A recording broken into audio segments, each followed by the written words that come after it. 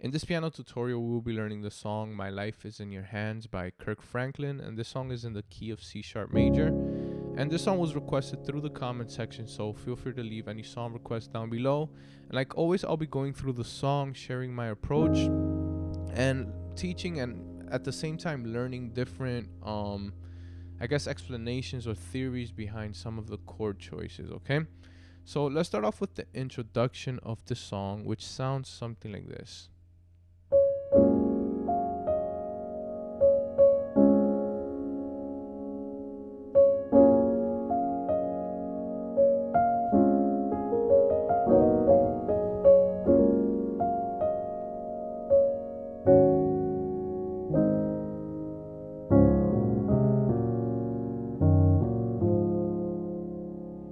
Alright, so what I like about this introduction is that we introduce the concept of rootless voicings, right? And a rootless voicing, a simple way of thinking about it is when we play all of the extensions of a chord without the actual root note of the chord. For example, in this case, we're playing an F sharp major 9 in the left hand, right? Or that's what the screen is reading. But let's say the actual root of this chord was the 2, right? The 2 in C sharp would be an E flat or D sharp, right? When we add this note to this chord, we're actually playing an E flat minor 11 as opposed to an F sharp major 9, right? So when we play this without the E flat, we get this sort of open voicing, I guess you can call it, right? Sort of not established as an E flat, but you can still get the feeling of that E flat. And then the right hand, what it's playing is the melody. And then it goes up to this chord, right? It's in a C sharp major 7, right? In that, I guess we can call it second inversion. But in reality, this is a rootless voicing for a B flat minor 9, right? We're omitting the B flat and simply playing the extensions, right? If we're talking theory, I guess we can call this the minor 7th. This would be the 9th, the 11th. No, sorry, the minor 3rd, right? And the 5th. And that's how we get that B flat minor 9. So, and that repeats, right? Keeping up with this melody. And then what I did here was include a third rootless voicing as a passing chord, right? To get back to this 4 chord. And usually in gospel music, we hear this a lot, the 5-1-4 progression, right? Let's say we're in C sharp, the 5-1-4 progression would be that minor 5, then that 1 as a passing chord to get back to the 4 chord. But in this case, I played it rootless. So I played this 5, right? So all I did was play this chord right here, which comes up as a B major 7, but in reality, it's actually an A flat minor 9, right? I'm playing the extensions up here. And then I resolve it to the 1, right? This is a C sharp 13 without the root, right? And then we finally get back to the 4 again. So, and for my right hand, the only thing I'm doing is actually playing 2 simple chords. I'm playing the 2 and the 1. In this case, I start with E flat minor, which is the 2. Then I play the 1. And then I invert the 2, right? E flat minor, and then play the 1 again.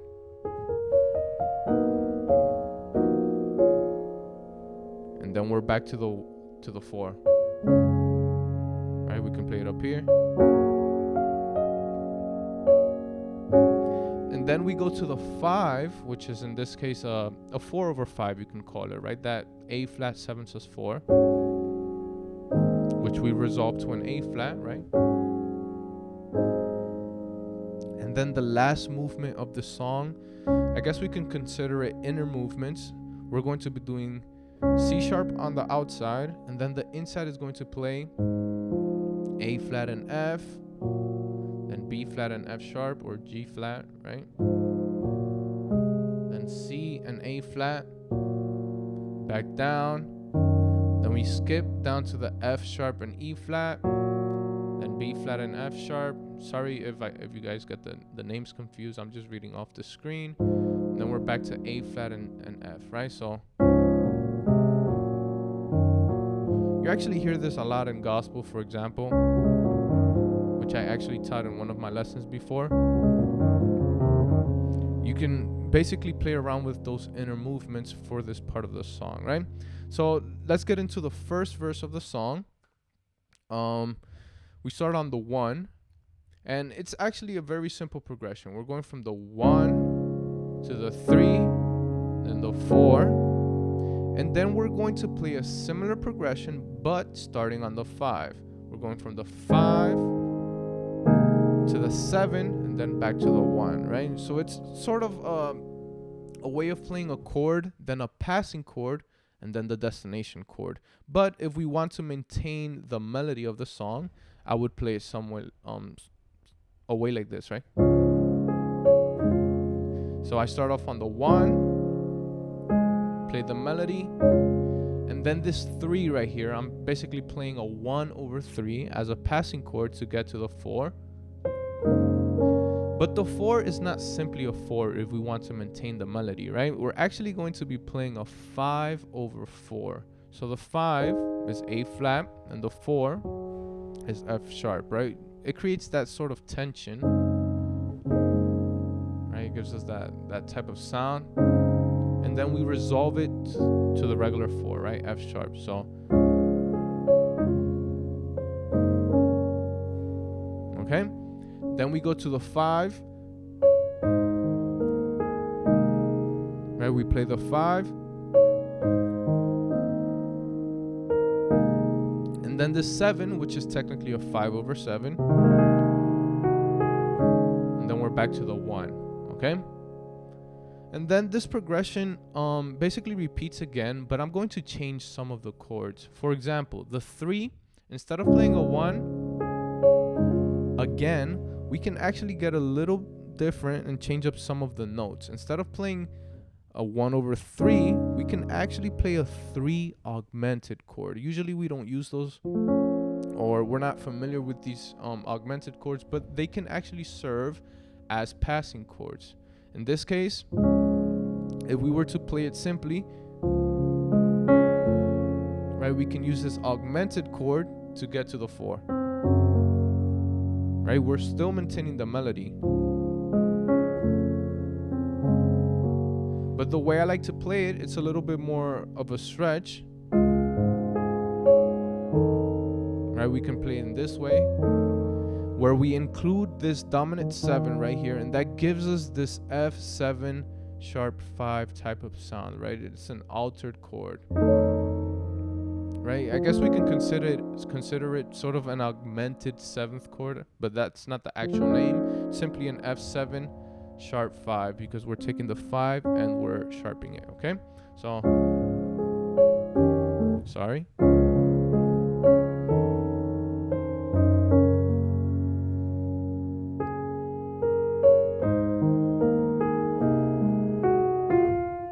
Then over here is where it changes, right?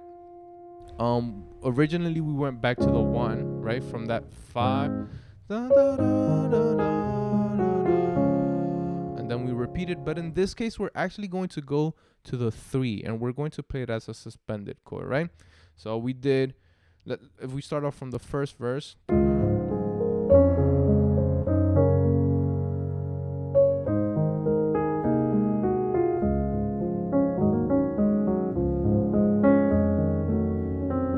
right, augmented chord,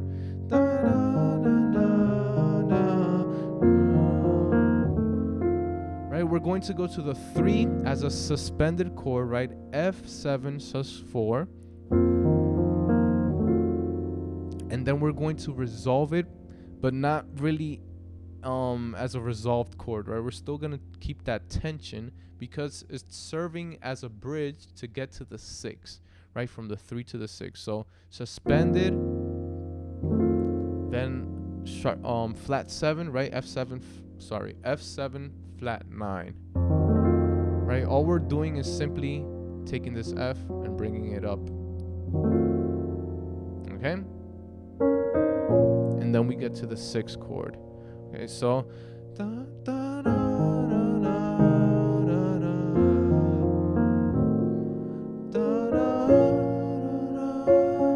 da, right? So from the 6,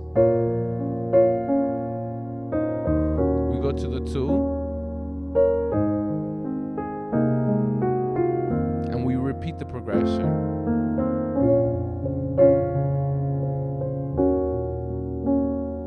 And then from here, we're actually going to go to the 4.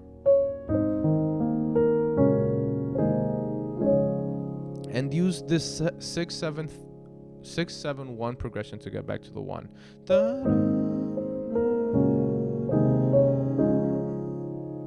All right.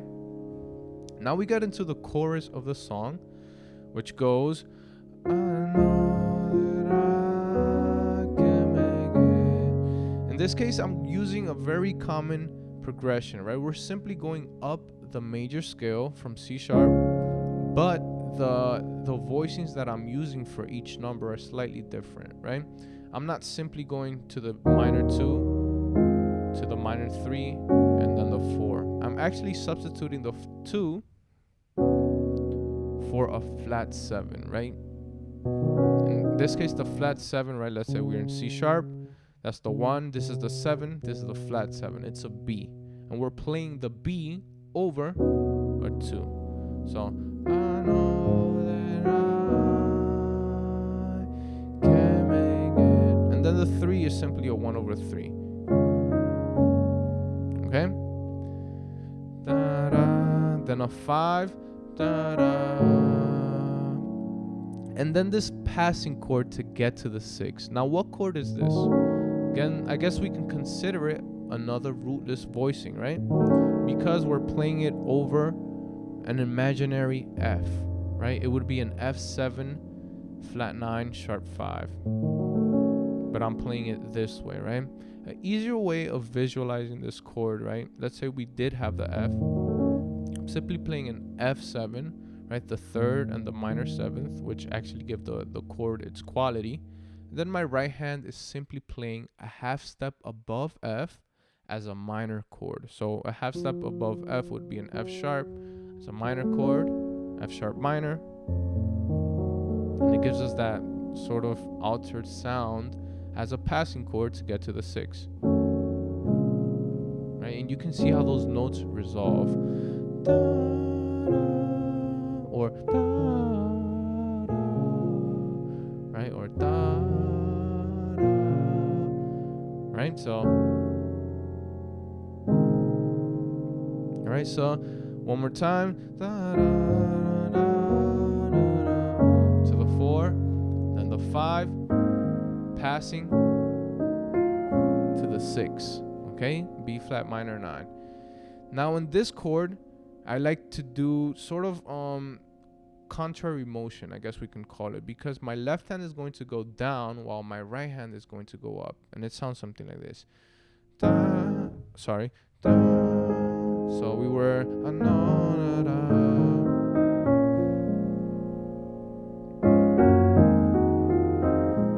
All right, so you saw that I went from the 5. My left hand is going from A flat to F sharp or G flat to F, okay? My right hand is going to go from C sharp up to this E flat minor or the 2, and then up again to C sharp. So, da, da, da, da, da, da. But instead of playing the 1, I'm actually going to change it into a 3, right? We're playing this F minor 11 chord. So it's sort of a different way to get to that 6. All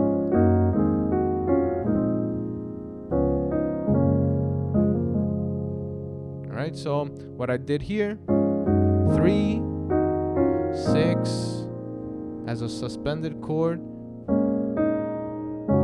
then to the 4, One more time. I actually used a passing chord on C#7 to get to the 4, right?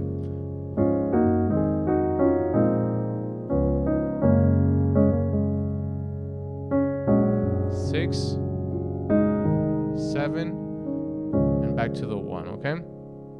So that's basically the chorus of the song. So what I want to do now is play the whole song without any interruptions, and I'll record it as a MIDI file and leave the MIDI in the description of the video. That way you can download it and be able to practice it on your own time.